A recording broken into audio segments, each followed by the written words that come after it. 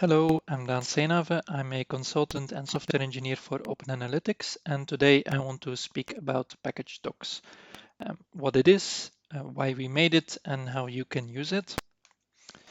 So pkgdocs is an R package that can help you create static websites for your R packages. So to unpack that a bit, first I need to explain what a static site is, what static site generators are, and also what would go in an R package site and why you would need one for your R package. Then I want to cover existing tooling that already helps you do this in the R world, what we wanted to do differently with pkgdocs. Then I want to present the design of the package a bit, and I want to close out with some examples. So a static site generator is a tool that helps you automate part of the process of creating a static website. What is a static website? It's best understood in contrast to a dynamic website, where you have a web server that every time that the user requests a page, renders that on the fly and presents it to the user. Instead, with a static website, you build everything once, you render it once, and then every time that somebody visits the website, you serve exactly the same static content. These static site generators usually allow you to write your content in a format that's a bit easier to write in than directly write in HTML. So a common one is Markdown, that then gets converted into HTML by the static site generator. Then an R package site, the idea or the goal is to combine all of the documentation you have for your R package into one coherent single whole.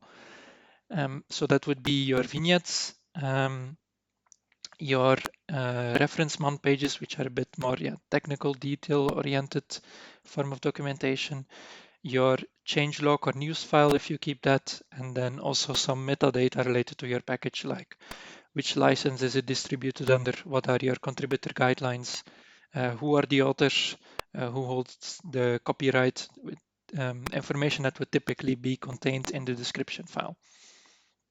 And again, the idea is that if we combine everything into one coherent whole, it's a bit easier for the users to read the documentation because they don't have to hunt for different types of information in different files. So there are already some tools that help you do this for R packages specifically.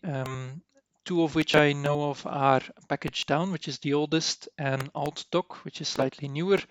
The difference between the two is that pkgdown directly generates HTML, so it's self-contained. You don't need anything else. Whereas altdoc integrates with third-party documentation frameworks. And so, yeah, then you need those third-party frameworks. But what we wanted to do differently with pkgdocs is we wanted to sort of split the steps of collecting all of the documentation and standardizing it to the same content format, which we chose to be Markdown, and the step of converting that into a finalized site. The advantage of that is that rather than directly creating a website specifically for your R package, you can also integrate that content into a larger website and sort of reuse the style of that existing website. Additionally, you could also combine documentation of multiple packages into a single website, which is interesting because a common pattern I've noticed in the R world is that for a single project, you could have multiple internal packages that deal with separate concerns or different concerns. For example, there might be a package to interact with the database, another one that is a Shiny app or something like that. And because R doesn't really have a granular namespacing concept within a package, I think that's part of the reason why it's common to create multiple packages for multiple goals, whereas in something like Python, you have the module concept in the package concept. Another advantage of having a single website for multiple packages is that you could easily cross-link in within the website from one function to another function. And also, of course, you could have a single search that searches across the documentation of all those packages. Um, Other goals of pkgdocs are that we wanted to optimize for self-hosted and enterprise use cases. So the ability to offer a private search that does not rely on a third-party indexing service. We also wanted it to be flexible, customizable, so that you can apply whatever styling or corporate styling you have. And we also, touching on the self-hosted aspect, we also wanted to be able to have backlinks to self-hosted version control providers like GitLab or Git. And with our backlinks, it's essentially when you have in your documentation page a link that refers back to the original source file where that documentation page was produced from. Miscellaneous goals were to keep the amount of dependencies low and to leverage base R tool wherever possible. What we didn't want to do is essentially make the perfect tool for public open source standalone packages, because I think that use case is largely covered by the existing tooling. And we also didn't really want to support multiple third-party documentation frameworks. The idea was that we would choose one for the step of going from Markdown to finalized HTML, and we would sort of focus on the step going from the package to Markdown. So this is what it looks like. You are looking at the package docs of pkgdocs itself. So on the left-hand side, you can see there is a tree structure where you can see you have articles, which contains the vignettes, then the changelog, which contains the news, and then the function reference, which contains a page for every entry in your man pages.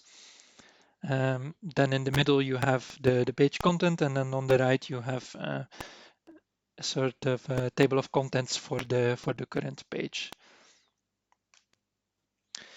So the static site generator we chose to integrate with or optimize for is Hugo. Hugo has been around for a while. The initial release was in July 5, 2013. It's written in Go, and one advantage of working with Hugo in 2025 rather than at its inception is that nowadays there is a giant catalog of themes.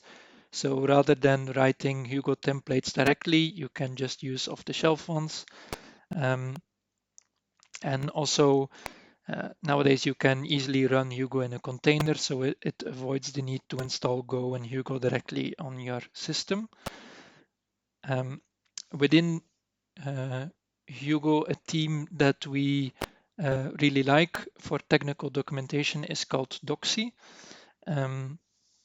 We also use it within Open Analytics to create the documentation websites for Shiny Proxy and RDepo. One nice thing is that you can do a lot of theming and look and feel without writing custom Hugo templates. There are lots of features which are specifically interesting for the purpose of technical documentation, and it's actively maintained, which is always a plus. And the way you present your content to Docsy is in the form of a hierarchical structure, tree structure, which is also what you saw earlier. So, and the structure we chose to convert a package to is to have essentially a home page, which is based on your readme.md or and then underneath that you have your articles, which again are based on your vignettes. Then you have reference pages, which are based on your rocklets or on pages. There is a changelog, which is based on your news file, which you can present in three different ways, either directly as a markdown file, or as an RD file, or as a plain text news file, which there is an example of where we use base R tooling to convert that to an RD format. And from that, then we convert it to Markdown. And then finally, yeah, we also create a page specifically for your license. So, and next to that, so apart from just creating the content, we also offer to create a configuration file for Doxy and Hugo specifically, and some layouts that slightly tweak Doxy to better work with for our packages. And so in terms of how the package is designed, there are two top-level functions which are interesting for end users. There is the build, which essentially creates all of the content and also a configuration file for Hugo and Doxy. But you can also choose to just create the content without any style or site configuration. And that's when you would use the build module function. Additionally, you can also call out to all of the sort of the sub functions which create the subsections of the site. So now to look at some examples, I want to present two examples. One is again the package docs of package docs itself, but this time with custom theming. And then a second example I want to show is to create a package doc site as part of a larger existing website. So this is what you saw before as package docs of package docs. But then this is the themed version, so it's the same content, just with some Open Analytics styling on top of it. And then the second example I wanted to show, so here you're looking at the documentation for the Crane server, which is a data science artifact web server. And the project consists of the server itself, but we also provide an R and Python client for that server. And the R client, of course, is distributed in the form of an R package. And so here, if I go to within that bigger website, go to the R client, here again, you can see the different sections that are created by package docs. And also on the right-hand side here, you can see some metadata from the description file, which I've incorporated into the site. And so this shows you how you could have R package documentation as part of a larger whole.